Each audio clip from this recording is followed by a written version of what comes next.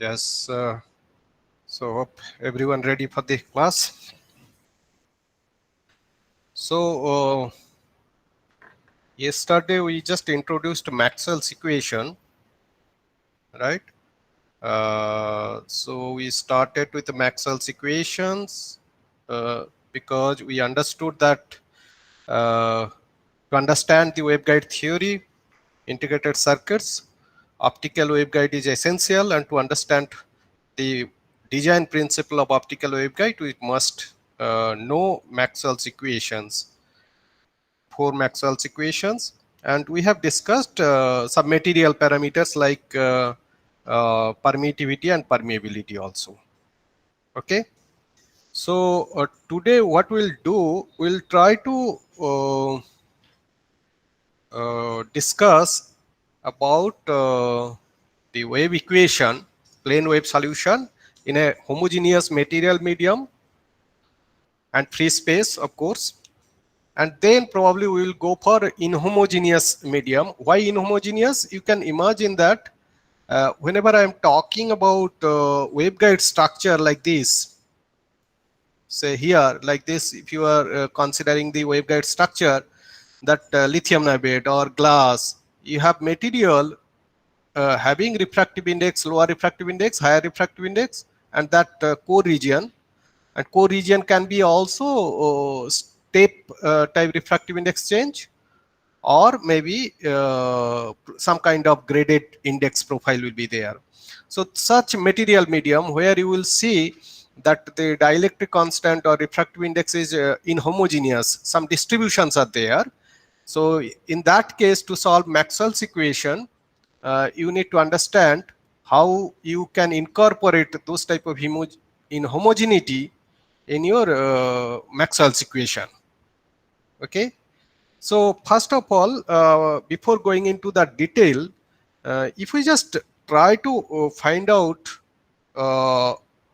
just try to derive that wave equation.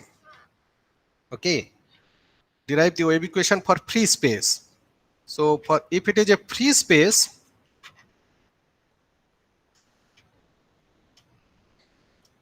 so free space, actually, you know, the Maxwell's equation, inside the Maxwell's equations, you can actually incorporate the material properties. And basically those material properties are nothing but the permeability, the permittivity, and maybe sigma, conductivity. So these are the three property you can consider when you are dealing Maxwell's equation in a material system. So permittivity, permeability, and conductivity. These are the three parameters. I think these three parameters are sufficient. Sometimes you can incorporate this epsilon as a complex number to understand a material medium, whether it is a absorptive or if it is a some kind of gain medium. Of course, absorptive medium means some absorption will take place. And if sigma is non-zero also, you can see some kind of absorption loss because of free carrier, etc. That also you need to consider, because you know any conducting medium, electromagnetic wave cannot propagate. Rather, it can penetrate up to penetration depth, so-called skin depth, and it reflects back sometimes. Or it is sigma is very low, it can appear like some kind of attenuation losses, etc. All right. So if it is free space, we can consider mu equal to say mu 0 and epsilon equal to epsilon 0 and sigma equal to say 0. That is the free space condition, right? And also free space, you can consider also the charge, volume charge density also 0. So if you use the Maxwell's equations, the first curl equation we have written earlier, say curl of E. So curl of E should be equal to mu 0 and del B del T. So if it is free space, it is actually mu 0 del H del T. Correct? So this is your equation number 1, Carl equation, and then another Carl equation will be Carl of H. That is actually because we are putting your sigma equal to 0. You know this Carl of H equal to JC plus JD. So once sigma equal to 0 you are putting, that means JC equal to 0, JC equal to JC equal to sigma times E. So that will be equal to 0, and JD will be there. That is nothing but del D del T. We can write del epsilon E times del T. If it is free space, this epsilon 0 can be taken out. Okay, it's basically coming out of your del D del T, J plus del D del T. If you have questions, you can just stop me and ask. Sir, minus sign is there no in del cross E? Yes, that should be minus sign. True. That's correct. Okay. So now next thing is that, okay, two more thing. You know what is that divergence D means divergence epsilon 0 E. So we can write divergence E, epsilon 0 can be taken out because that is a constant. So that will be equal to 0. And then you have another one. So sorry, not curl, that should be divergence.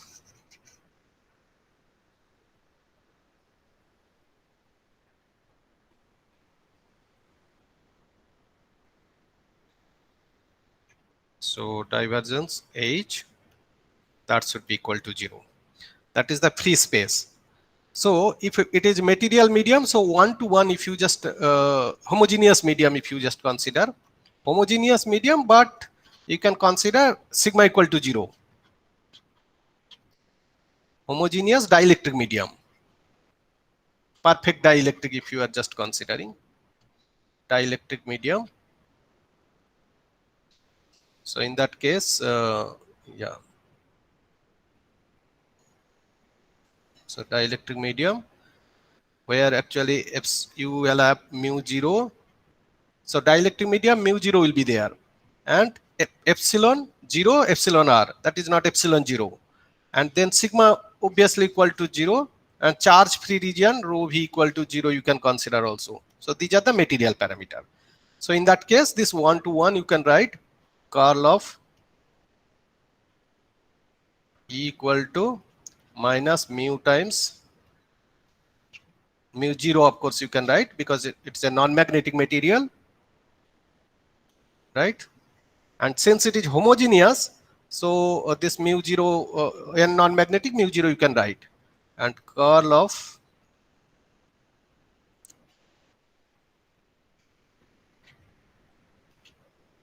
H equal to, so you can write epsilon del E del T, and then rest of the things are similar.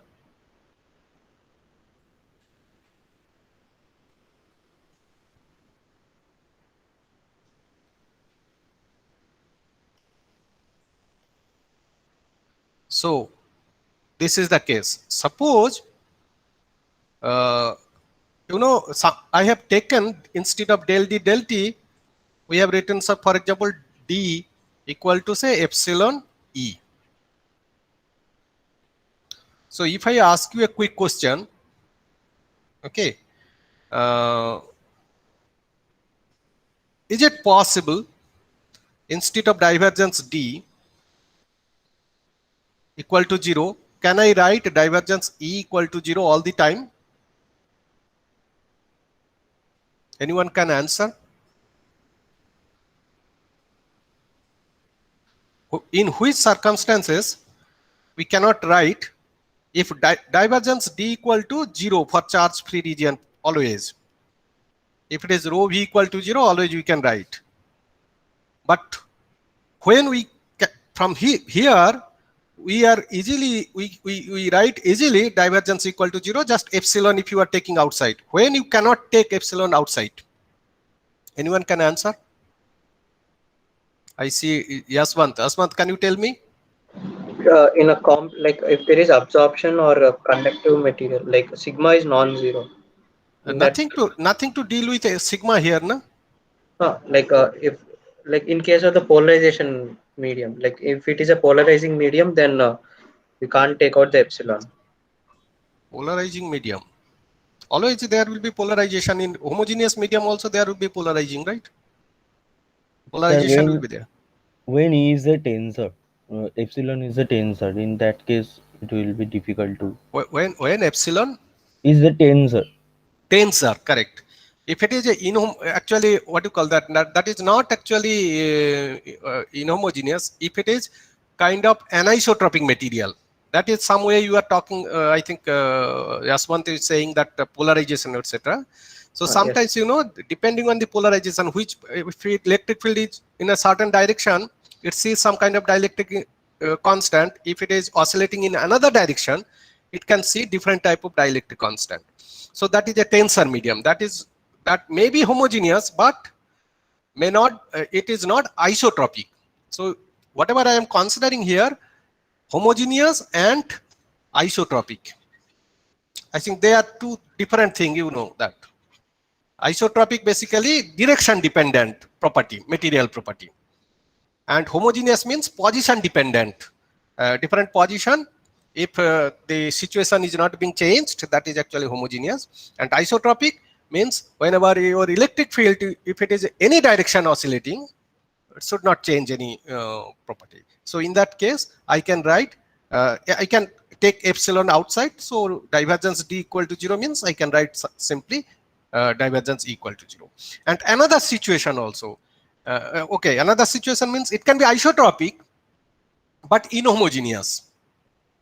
Inhomogeneous means this epsilon basically can be a function of position. That means a doped waveguide. You have refractive index profile is there, step index or something is there. So in that case, this epsilon is a function of space, x, y, z. So in that case, you cannot simply write this to this, divergence equal to, because divergence is nothing but this, particularly this nebula is nothing but this one. In a Cartesian coordinate system, we can write like this.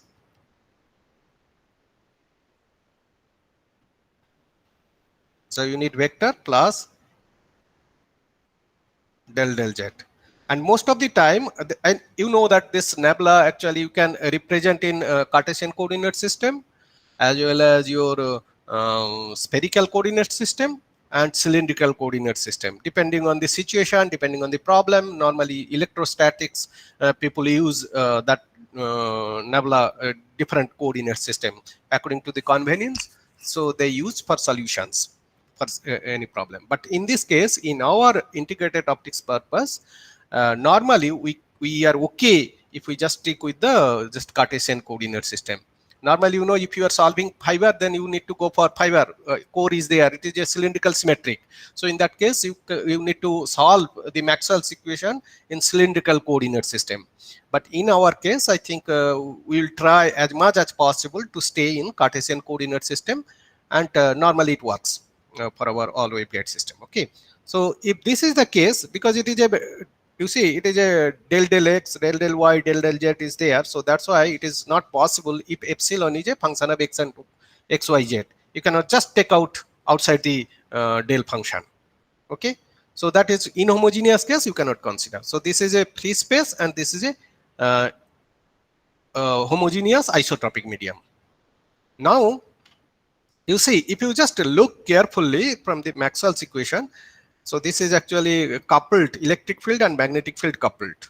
Magnetic field, electric field coupled. Two Carl equation, if you see, they are coupled, electric field and magnetic field. Though this one is only electric field, this is only magnetic field, this divergence. Whether it is a homogeneous medium or free space, they are coupled. So normally to find out wave equation, we try to get some kind of decoupled equation. That means, two equations, two Carl equation. Normally we can eliminate one of the variable to get for some solutions. They are always dependent. As long as the magnetic field is time dependent and electric field is time dependent, they are always coupled. But you can try to find out two decoupled equations also independently. So how to do that? These two equations in your hand. how you can decouple them? Any idea? Rishabh? So take call in one side. So you take one side. Why No, only one side? both side we have to take call. Both side, if you take curl this equation, then right hand side will become curl of h. So we can take curl, since we are taking curl here, curl can take, because that is a space dependent basically. Curl means this one I'm just trying to get, right? Is that someone? Okay. So if I take curl both sides, then curl can be taken inside del t. So curl h can be written like that here, and then you can get your solution, wave solution. So here also we can get that same thing. Okay. So after taking curl both sides, we can easily write the so-called wave equation, just eliminating h, magnetic field, minus normally mu 0, and if it is free space epsilon 0, and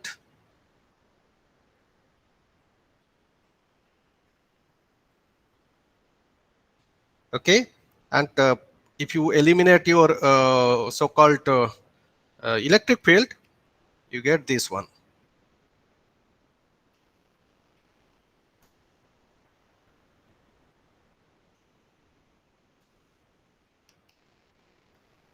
I hope it is readable, yeah? Okay, I think. So better I write space here.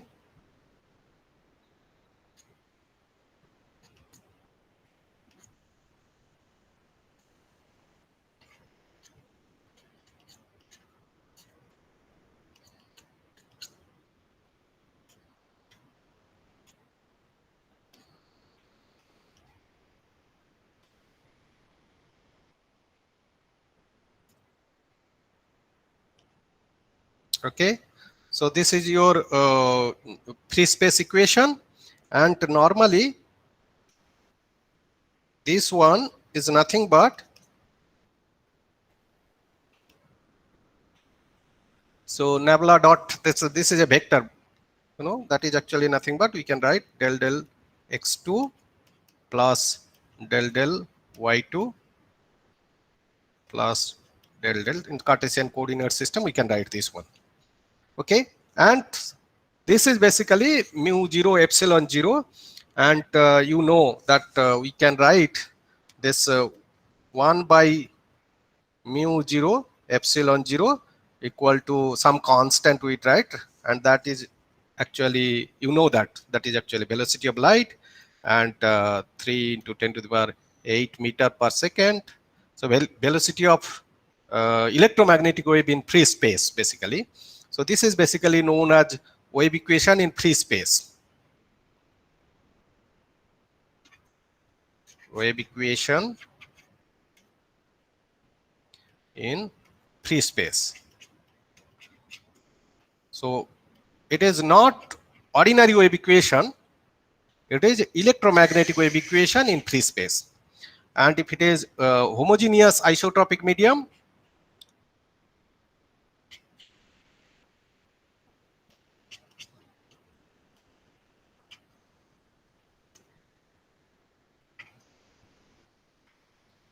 so same thing we can write that so instead of that we will write here mu epsilon isotropic. I'm just, instead of though it is a non-magnetic material, we can write mu 0, but because I am not writing epsilon 0, I am writing mu epsilon together, so just to not to handle additional 0.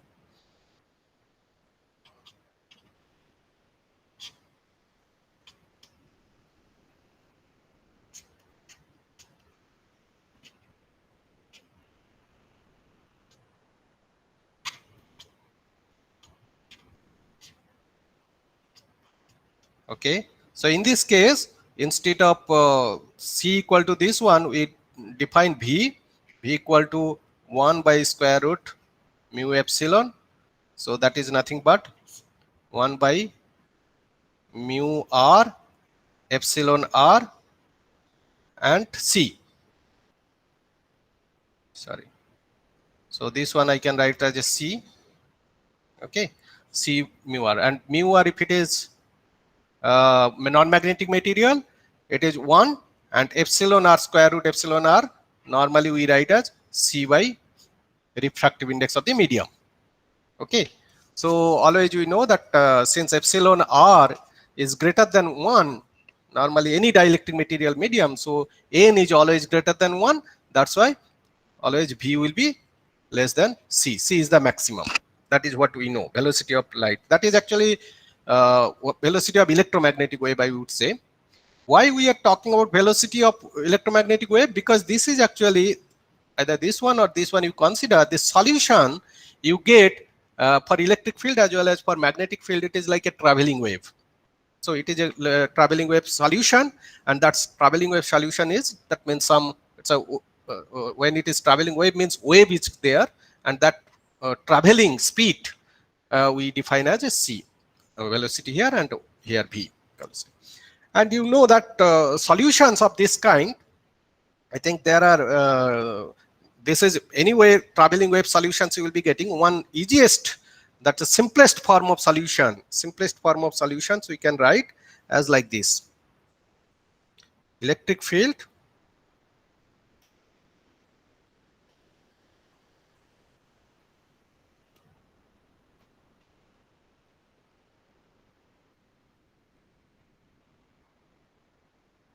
and similarly magnetic field we can write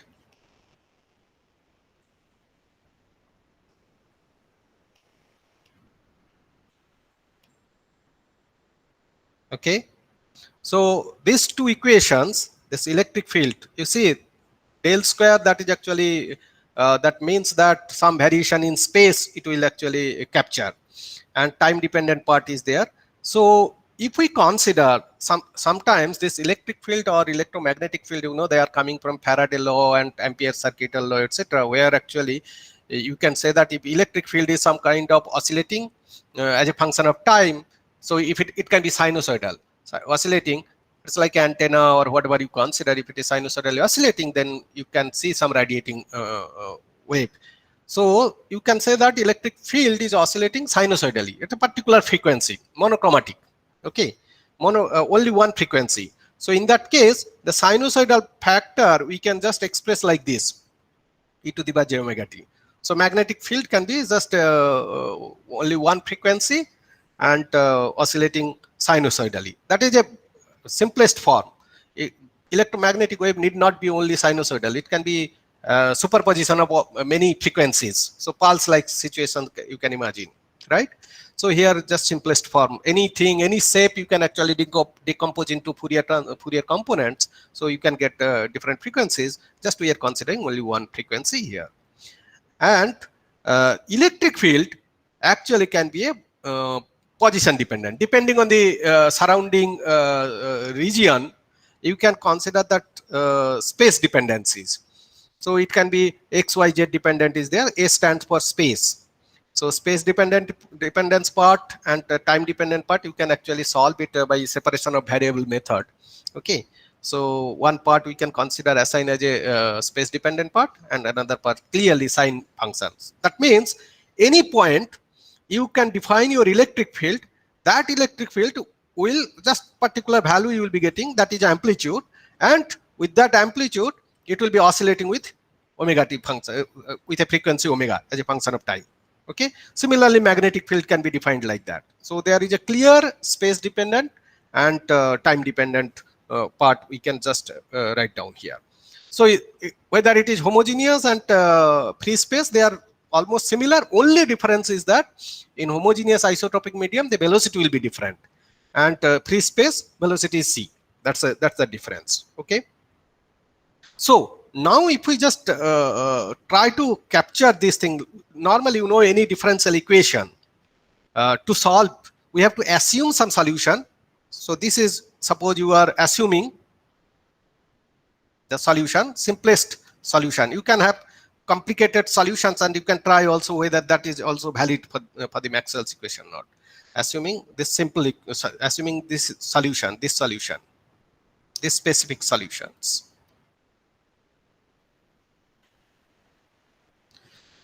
So if you just assume that your electric field and magnetic field is originated from a particular sinusoidal frequency, and that is how it is happening. The time dependent part is clear. Space dependent part you want to know, for example.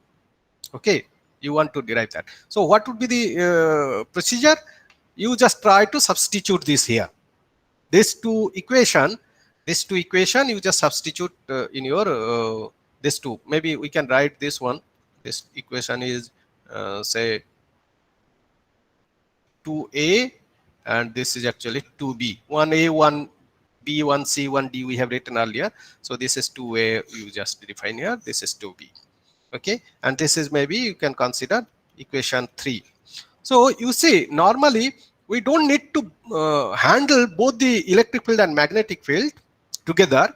Instead, what we do, because their equations are identical, electric field and magnetic field equations are identical, we can actually try to solve one of them, electric field, and then magnetic field will be getting directly from your Carl equation, because electric field and magnetic field, they are related by your Carl equation. So equation 1a and 1b, they are related, right? So one solution you get, other solution you get through your Carl equation. Okay, so we can just concentrate on only one equation here, only one solutions here. Okay, right. So now let us consider that to understand what is the situation here. We can actually substitute this equation there directly, and then you can try that whether you are getting this or not. So del square ES XYZ, and then omega square C square ES XYZ. Okay, you can get this one, and you can try magnetic field also identical.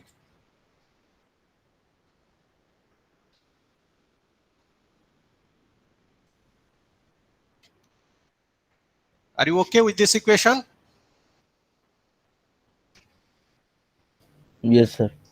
No, I did mistake. Find. So minus will be there.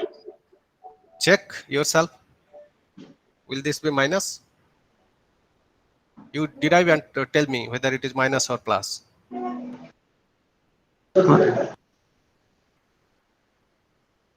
It plus only. Plus only. Then what is the mistake? Equal to 0. Equal Yes. to 0. So this I missed here. So equal to 0 you have to write here. Okay. So these are the two.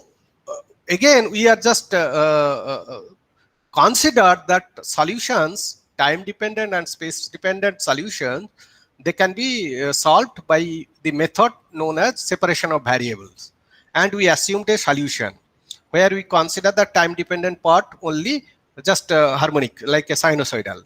So if we just substitute back, then that sinusoidal frequency can be included, can be coming up here, and we get a very nice so-called, this is actually also called wave equation, though it is not perfectly wave equation because time dependent part is missing here. So it is actually known as so-called Helmholtz equation. Okay, so if you solve this equation, and then you can actually get your solution for this electric field and magnetic field as a function of space. So now you see, when I write C here, that is actually free space. Here C free space. Suppose homogeneous medium, what modification needed here? Homogeneous isotropic medium, for example. Just I'm going step by step slowly. So if I just want to use this equation in a homogeneous mediums or homogeneous isotropic medium, what modification needed here? Instead of starting from everything from the beginning, we can just go one medium to another medium, free space to homogeneous isotropic medium, and isotropic medium to anisotropic medium, we can just try to deal with such situations so that frequently we can go back and forth. So what change you need here? One n squared will be there, omega squared n squared. Omega square n square will be there. Here it should be epsilon r should be there, right? And here also Yes, sir. epsilon r will be there, right? Otherwise everything is fine. Epsilon r or n square refractive index will be there, right? And you just see this equation, these two equations. This two equation actually captures, as long as you know epsilon r can be inhomogeneous also, right? Epsilon r xyz can be inhomogeneous, meaning space dependent also. Can we write like this? If it is space dependent, can we write simply like this?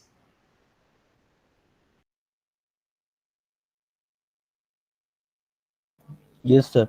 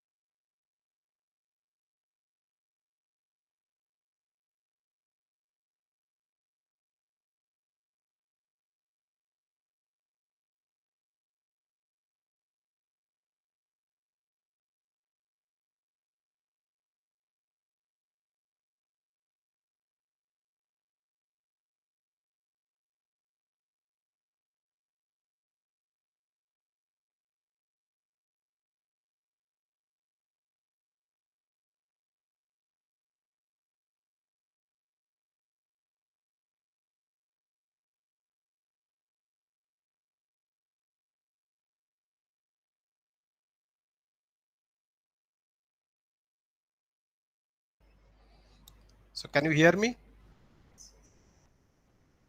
Yes, sir. Yes, sir. Fine, fine.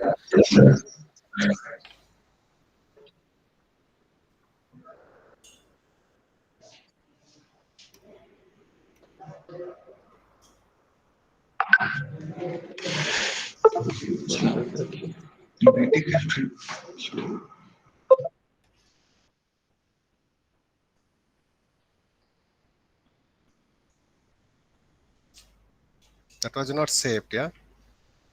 Oh no, this was there already. Something's there.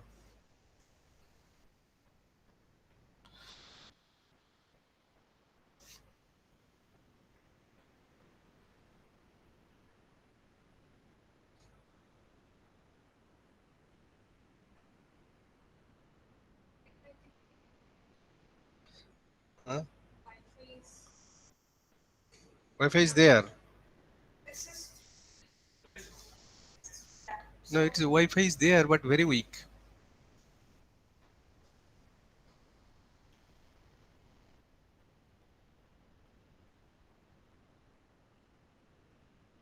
Okay. All right.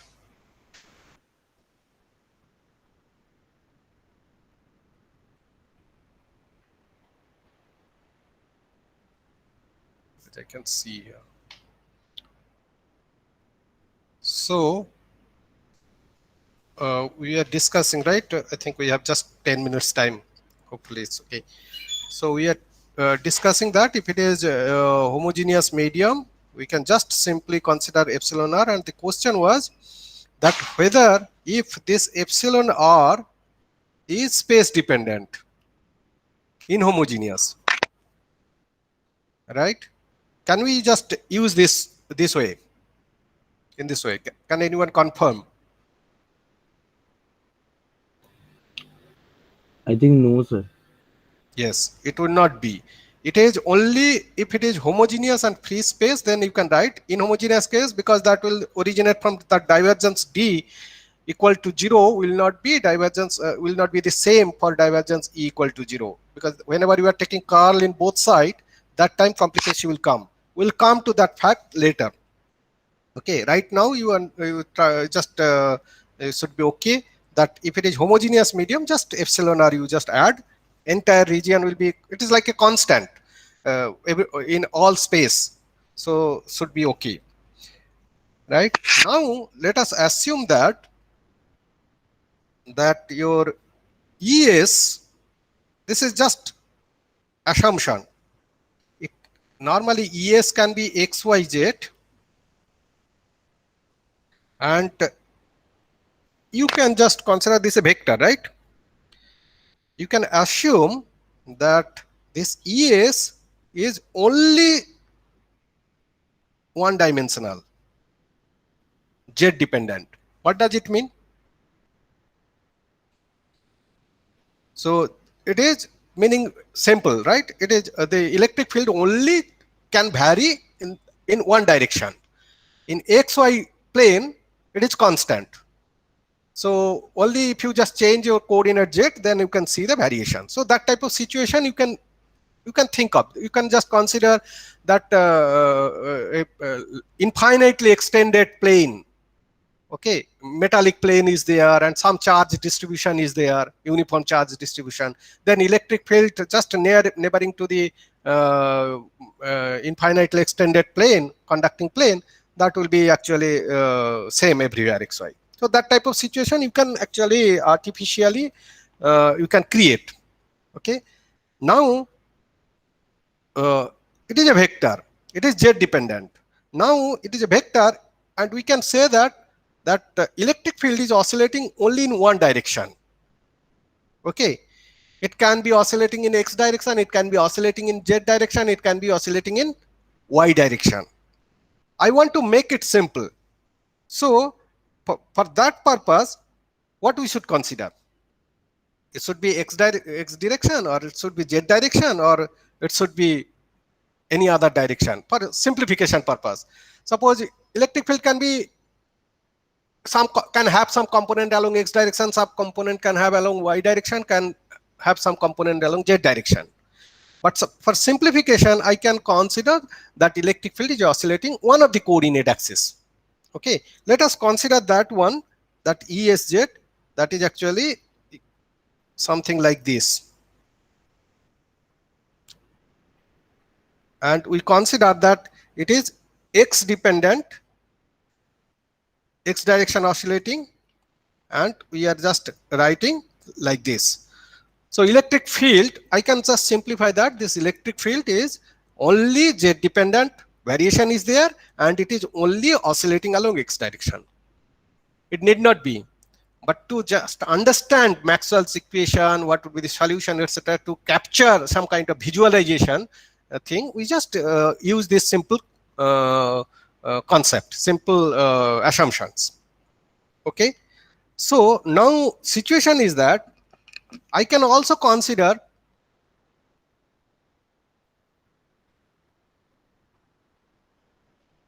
Z, that is also I can consider it is actually only one coordinate dependent.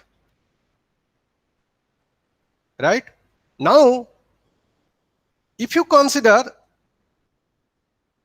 electric field is along x direction, and it is actually time dependent component is there, and it is following your Maxwell's equation, then magnetic field, if it is z dependent, if I ask you that magnetic field will be in which direction? Y direction. How you know that? X cross Y will give me X cross No, Y. that is far away. That I have not discussed yet. Okay. So from our whatever discussion happened, based on that, what you can assume? Just what normally I don't want you to think in the textbook way, right? Just think a little bit in your own way, so that you can visualize things. So suppose you have all this, whatever discussion, Maxwell's equations are there, and from that we decoupled electric field, magnetic field, and then we decoupled time dependent part and space dependent part, and now we are only dealing with the space dependent part, and we imposed an assumption that electric field is only z dependent, and also we assumed that it is oscillating along x direction. Now I am asking you, can you find if any magnetic field is there and that is also z dependent, then you just give me which direction it should be. How will you Sir, find? I think it's not possible because in that case, because magnetic field below 0, and for time varying electric field and magnetic field should be there for the wave. Sorry, once again. So I think it's not possible because in that case magnetic field will be 0, and for a plane wave. Which case you are talking? Sir, in this case, if electric field in the direction. Along x, it is oscillating along x direction, and variation along z direction not possible. Yeah, I think. That's interesting. Sir, another thing we can do, we consider our electric field. Now we have a equation curl of equal to minus of epsilon 0. Okay. No. First, Rishabh, can we just resolve whatever Abhinav is saying? That thing, something interesting he's saying. That electric field cannot oscillate along x direction and varying along z direction. Is that correct? Can we resolve this issue?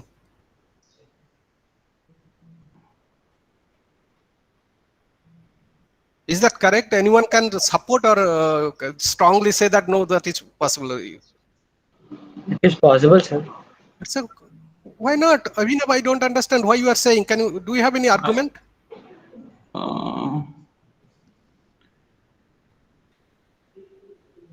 You know, I have to read, sir, again, sir. I have to read it again, sir. I have to read again, sir. You have to read again. Yes, So you yes, see, yes. normally just I'm going, whatever you have read also, I'm just trying to recollect that electromagnetic wave propagating along x direction, z direction, and electric field oscillate x direction, and magnetic field oscillate y direction. That is what plane wave you have learned, no? You knew that. Yes, sir. Yes, sir. Yes, sir. So Yes, sir. so it's a, sometimes your thinking process is not working. Yeah, you should think whenever you are reading textbook also, sometimes you need to think also. So that's why I just try to, unless and until you cannot visualize this thing, new things you cannot design, new type of waveguide devices you cannot design. Okay, so that is highly possible. And then I can go with the Rishabh is, yes, if you know that this is the component, right? And this is the, you want to find out what is the magnetic field direction. That is highly possible if you know that this is the equation. Curl of E S, right, equal to minus mu and then del H del T, right? What is del H del T?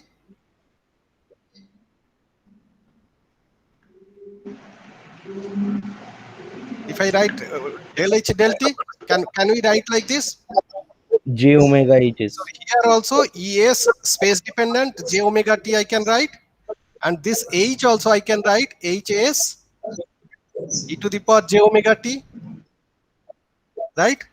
So then I can write this is nothing but mu HS minus sign, of course, J-omega. into J omega, right? Into e to the power J omega T, right? Right hand side we can write. So I can now remove the time dependent part from both sides. So I can write, if this is only your XYZ, and then I can just simply, this one I can summarize here, curl of ES XYZ should be equal to minus J omega mu H S X Y Z. Is that clear? So now this is curl of ES. ES we know. One component is there. So this is a vector identity you can try to see. Left hand side also vector and right hand side also vector. So left hand side you can have, it is Cartesian coordinate system. You can have X component, you can have Y component, you can have Z components. If two vectors are equal, the common thing is that it is true, universally true, that if two vectors are identical, you can actually consider their components can be also identical. Mathematically, I think nothing wrong in it. If A equal to B vector, then AX component should be equal to BX X component of B. Y component of A will be equal to Y component of B. Z component of A, Z component of C. So similarly, you try to find out X component of here, and this one HS. So I think you can just simply write here, right?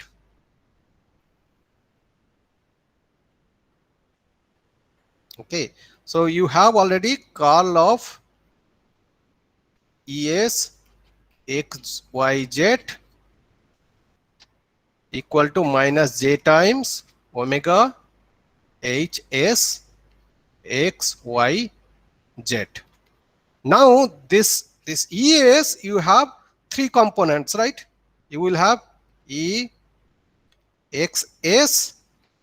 EYS, EZS, right?